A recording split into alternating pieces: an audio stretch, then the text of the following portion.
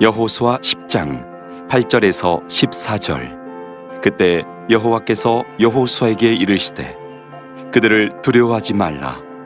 내가 그들을 내 손에 넘겨주었으니 그들 중에서 한 사람도 너를 당할 자 없으리라 하신지라.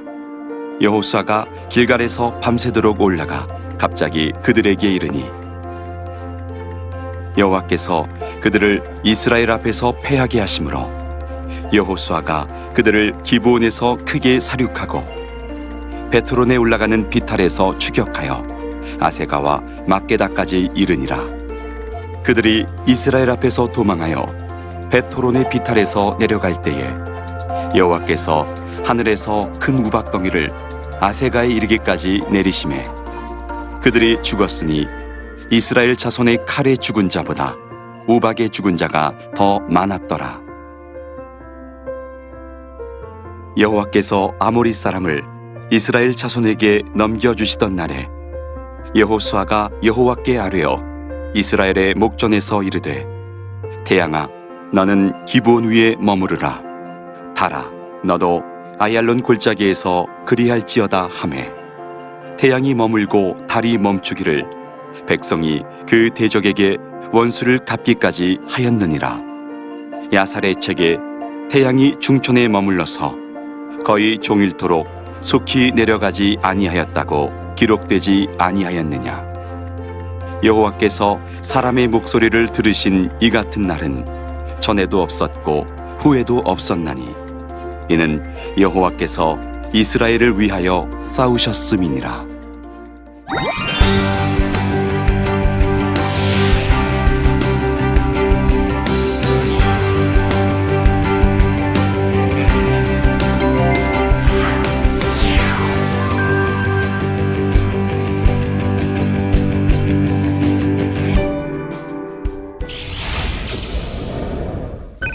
안녕하세요. 아름드리 교회 이재천 목사입니다. 영적 전쟁 이야기로 풀어가는 여호수아 강해 이야기 10번째 시간입니다. 오늘은 기브온 전투에 대해서 태양아 멈춰라 했을 때 태양이 멈추면서 대승을 거두는, 그래서 가나안의 전쟁 역사를 완전히 뒤바꾸는 그러한 전쟁 이야기를 같이 나누면서 하나님께서 어떻게 일하시는지를 같이 보도록 하겠습니다. 오늘 이야기의 초점을 좀 같이 보면, 포인트를 보면요, 먼저 우리가 그 여호와 하나님께서 혈통, 이스라엘의 혈통보다는 언약 중심의 언약에 들어온 백성들을 챙기시는 모습, 그것이 여러분과 저, 그죠? 이스라엘 백성이 아닌 사람들에게 어떤 의미가 있는지 그걸 잘 좀 생각해 보려고 하고요. 그 다음에 이 기브온 전투 자체가 굉장히 초자연적으로 태양을 멈추는 전쟁 이야기거든요. 사실 뭐 이런 전쟁 이야기를 우리가 어서 듣지도 보지도 못하는 전쟁인데, 이 전쟁 이야기가 어떻게 그 이 가나안 진영의 파급 효과를 가져오는지, 그다음에 마지막으로 이제 이러한 영적 전투가 계속해서 지금 진행이 되면서 이스라엘과 또 이 여호수아가 어떻게 강해지는지, 이 부분이 참 여러분과 제가 좀 배워야 될 부분이 있거든요. 이 부분들을 잘 보시면서 따라오시기를 부탁드리겠습니다. 자, 그러면 오늘 이제 이 기브온 거민들이 지난 시간에 이스라엘과 화친 조약을 맺었어요. 동맹 관계를 맺었단 말이죠. 그 부분에서 사실은 이 남방에 있는 산지 왕들이 굉장히 큰 이렇게 동요가 일어납니다. 특별히 기브온에서 굉장히 가까운 지역의 예루살렘에 사는 아도니 세덱이라는 이 왕이 큰 두려움에 빠지죠. 그래서 일단 분노하는 거죠. 왜냐하면 이민족이 들어와서 지금 가나안 지역을 치는데, 지금 가나안 지역 나름대로 평화적으로 힘의 균형을 가지고 지금 살고 있는데, 이 친구가 이탈을 한 거예요. 배신을 한 거예요. 그렇게 됨으로 말미암아서 자기 진영 전체, 다시 말해서 이 이스라엘 지역의 이 토착민, 가나안 지역의 토착민들에게 균열이 생기는데, 그때 가장 치명적으로 첫 번째 위기에 직면할 사람이 바로 이 예루살렘에 있는 아도니 세덱이었습니다. 산악지대 그 주요 교통의 요지였거든요. 기브온 그곳이. 그렇기 때문에 이 예루살렘으로 이제 그 다음에 이제 진이겨 들어오면 큰 피해를 봐야 될 뿐만 아니라 자기 주변에 있는 자기의 동맹국들 또는 이웃 나라들이 자기를 도울지에 대해서 사실 굉장히 두려웠던 것 같아요. 그래서 이 사람이 선수를 치는, 그래서 뭘 하냐면 이스라엘을 치는 게 아니라 여러분 기브온을 쳐버려요. 기브온을. 이것이 이제 오늘 전쟁에서 굉장히 중요한 역동입니다. 그래서 이제 이 남방의 5 왕들이 이제 모이는데 이 예루살렘 왕 아도니 세덱을 맹주로 하면서 이제 여기 보시면 이제 헤브론, 그다음에 야르뭇, 그다음에 라기스, 에그론, 그런 형태로 이제 5 왕이 이렇게 모입니다. 물론 여러분에게는 이 헤브론, 뭐 야르묵, 라기스, 에그론 이런 지역 자체가 낯선 지역이지만 그것이 이제 예루살렘 주변에 있는 산지에 있는 그런 나라들이거든요. 그 지명들이거든요. 그래서 이제 이게 여러분 이제 지도를 보시면 이제 금방 알 수 있죠. 여기가 바로 예루살렘이고 여기가 굉장히 가깝잖아요, 여러분. 굉장히 가까워요. 그러니까 그 다음이 자기들이 이제 굉장히 위협을 받으니까 이 사람이 어떻게 된 거냐면 이 주변에 있는 그죠? 여기 뭐 야르무, 그 다음에 여기 보시면 에글론, 라기스, 헤브론 이 지역에 있는 그 왕들에게 전가를 보내서 우리가 함께 기브온을 치자 이렇게 얘기하는 겁니다. 여러분 함께 길갈을 치자 이게 아니에요. 네? 그렇습니다. 왜냐하면 이쪽에 있는 토착민들이 대동단결해서 우리가 함께 힘을 합쳐서 외적을 물리치자 이런 얘기를 하는 거예요.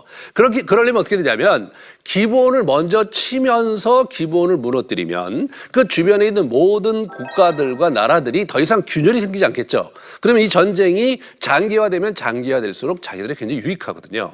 그래서 이 아도니세덱이 전략적으로 접근하고 있는 장면입니다. 그래서 이웃에 있는 아마도 아도니세덱과 가까웠거나 또는 동맹관계에 있었던 그런 왕들이라고 생각되는데 그 왕들이 기브온을 치려고 이렇게 딱 모인 거죠. 네? 그래서 이제 이 장면에서 우리가 이제 기브온을 징별하러 다 모인 것을 이제 보게 됩니다. 이때 기브온 거민의 입장에서 어떻겠습니까? 이게 5 부족이 자기들 치니까 자기들의 입장에서는 대책이 없고 지금 그 치는 명목 자체가 이스라엘과 화친 조약을 맺은 것이므로 이스라엘에게 급히 이제 사람을 보냅니다. 도움을 청하죠. 그러자 여호수아가 잠시도 머무르지 않고 바로 군대를 동원해요. 그러니까 바로 이렇게 밤을 새서 기브온 쪽으로 갑니다. 그런 부분들을 보는데 이 장면에서 우리는 여호수아가 굉장히 언약에 충실한 그런 모습을 보게 되는 거예요. 사실 여호수아 입장에서 볼 때는 이 친구들이 자기들과 속여서 화친 조약을 맺었고 여호수아 입장에서 볼 때 어떻게 보면 자기들끼리의 전쟁이니까 자기는 이렇게 멀리 지켜보다가 그러다가 기회를 타서 유리한 고지를 점령하는 것이 훨씬 더 좋을 것이라고 우리가 생각해 볼 수 있는데 그것은 어디까지나 군사적이고 전략적인 판단이고요. 이분은 지금 군사적이고 전략적인 판단이 아니라 언약 중심의 판단을 하고 있는 겁니다. 왜냐하면 이 전쟁 자체가 여호와의 전쟁이고 영적 전쟁이므로 영적 전쟁에서 참으로 중요한 게 뭐냐면 영적인 관계, 언약 관계죠. 그러므로 이 문제에 이 사람이 이제 뛰어드는 장면을 우리가 이제 보게 되는 겁니다. 그래서 이제 기본 거민에게 일어서는데 재미난 것은 뭐냐면 여호수아가 여호와 하나님께 묻지 않았어요. 그런데 여호와 하나님께서 처음에 뭐라고 그러시냐면 두려워하지 마라 하면서 제가 볼 때는 가고 있는 지금 막 출정하고 있는 그런 여호수아에게 하신 말씀이라고 생각이 되는데 여호수아 입장에서 볼 때는 이 전쟁이 결코 쉬운 전쟁은 아닙니다. 왜냐하면 상대는 산지 토착민 연합군이거든요. 자기는 그들은 그 지역에 대한 지형지세를 잘 몰라요. 그렇잖아요. 그러니까 여러분 이 평지 전투가 아니라 산악 전투는요 지형지물을 아는 사람이 절대적인 우위를 갖습니다. 평지라는 것은 저기 보면서 이제 진을 짜서 싸우면 되는데 이게 평지가 아니라 산악지대라는 것은 그러면 이게 저 산 너머에 뭐가 있고 골짜기가 어디 있고 거기 물이 있고 없고 나무가 어디 많고 어디가 돌이 많고 이런 여러 가지 복잡한 요소들이 있는데 그 복잡한 요소들이 다 전쟁의 승패를 좌우하거든요. 그러니까 이게 쉬운 전투가 아닌 거예요 지금. 거기다가 이게 전략과 물자 그리고 지리적 이런 데 미흡한 그런 부분들에다가 이 사람들이 뭐가 문제가 되냐면 요 15절에 보면요. 이 전쟁이 끝나고 바로 다시 이 길갈로 복귀를 해요. 그러니까 전투가 끝나면 다시 길갈로 복귀를 합니다. 그런 장면에서 우리가 엿볼 수 있는 건 뭐냐면 이 여호수아가 장기전을 할 수 있는 여건이 아닌 거예요. 장기전을. 그러니까 지금 가서 단타로 치고 빠져야 되는 거예요. 만약 가서 단타로 치고 빠지지 못하게 되면 그러면 이게 전략적으로 굉장히 불리하다는 것을 우리 여호수아가 아주 잘 알고 있었던 것 같아요. 그런 상황이니까 여호수아가 이 긴장을 하고 있는 것을 보신 하나님께서 이제 두려워하지 마라 그렇게 말씀을 하시면서 약속의 말씀을 주십니다. 내가 그들을 내 손에 넘겨 주었으니 그들 중에 한 사람도 너를 당할 자 없을 것이다. 이 표현 자체가 사실 굉장히 격려가 되지 않습니까? 한 놈도 너를 대항할 자가 없을 것이다. 지금 여러분 여기 5나라에 5나라. 그런데 한 놈도 너를 치지 못할 것이다. 그렇게 얘기해 주심으로 말미암아서 우리 이 여호수아의 마음이 얼마나 힘이 되고 얼마나 용기가 생겼겠습니까? 그죠? 그렇게 이제 흘러가서 전투에 이제 임하는데 이 재미난 것은 뭐냐면 도착하자마자 파죽지세로 이겨요. 밤새도록 갔죠. 그러면서 예기치 못하게 진이 이기고 들어온 겁니다. 그러니까 고대 전투라는 것은 진을 짜서 앞에 보면서 싸우는 건데 아마 이들이 길갈에서 밤새도록 병력을 끌고 오리라고 예상을 못했던 것 같죠? 만약 예상을 못했다면 어떤 일이 벌어지겠습니까? 뭐 새벽이라든가 아침 일찍 그들이 진 이기고 들어오는데 이 사람들은 이제 아직 전투 태세를 갖추지 못한 상황입니다. 전투 태세를 갖추지 못한 상황에서 이 급습을 해버리면 진영이 깨지고 완전히 이제 우왕좌왕하면서 그들이 갖고 있는 전력을 10분 발휘할 수가 없거든요. 이 부분이 여호수아가 치고 들어간 부분인데 거기에 하나님의 도우심이 있으면서 완전히 파죽지세로 그들이 어떻게 해볼 도리도 없이 마구마구 밀리는 겁니다. 거기다가 하나님께서 이 부분에 도우시기 위해서 하신 게 뭐냐면 큰 우박을 여러분 이게 우박을 공격을 하는데 재미난 건 뭐냐면 그날 우박으로 죽은 사람이 칼로 죽은 사람보다 많았다 이렇게 되는 거예요. 이 표현에서 우리는 이 전쟁이 여호와의 전쟁이고 이 전쟁에 여호와께서 앞서서 나가서 싸우셨던 전쟁인 것이 분명합니다. 수적으로도 굉장히 열세고요. 그리고 전략 무기도 그렇고 이 사람들은 아침밥 두둑히 먹고 지금 이제 전쟁에 임하는 거고 이 사람들은 길갈에서 지금 오는데 그렇게 많은 그 음식이 있었던 것도 아니고요. 실제로 전쟁 무기도 변변치 못했습니다. 그런 상황에서 그들과 싸우는 데 있어서 이게 물리적인 한계라는 게 있는 거거든요. 여러분 그렇잖아요. 수적인 절대 우수의 5 연합군과 싸우는데 이게 처음에는 이긴다 할지라도 시간이 지나면서 이쪽 이스라엘 진영에 힘이 빠지고 물자가 없으니까 그렇게 되면 또 빌리는 거거든요. 이 부분을 하나님께서 도우시는 장면이죠. 이 우박을 내리는 겁니다. 우박에 죽었다. 뭐 우박을 맞고 죽나? 그렇게 생각할 수 있을지 모르겠는데 실제로 이 성경에 나오는 이 지역의 우박이요. 굉장히 큰 거예요. 사람 머리통만한 우박들이 내리는 거거든요. 여러분 한번 생각해 보세요. 우리나라에 내리는 우박은요. 그냥 맞으면 아픈 정도지만 이런 사람 머리만한 우박들이 하늘에서 떨어진다고 한번 생각해 보세요. 그냥 맞으면 가는 거죠. 그냥 한순간에 그냥 가버리는 겁니다. 마치 하늘에서 돌을 막 던지고 있다고 생각하셔야 돼요. 그러니까 그 돌에 맞아 죽은 놈들이 이스라엘의 칼에 죽은 사람보다 많았다. 이런 장면을 우리가 이제 볼 수 있습니다. 그런데 여기서 이제 우리가 한 가지 굉장히 재미난 역동이 일어나는데 뭐냐면 태양을 멈추는 일이 일어나는 거예요. 태양을. 여호수아가 태양아 멈춰라 그렇게 얘기를 합니다. 하나님께서 여호수아에게 네가 어느 한 순간에 태양을 멈추라고 얘기한다면 태양이 멈출 것이다. 이렇게 플랜을 짜주질 않았어요. 여러분 우리 홍해를 가를 때라든가 또는 요단강을 건널 때는 이게 미리 하나님께서 시나리오를 주신 거예요. 자 이렇게 하면 내가 도울 것이다. 그렇게 시나리오를 주신 거예요. 근데 이거는요 시나리오가 없는 거예요.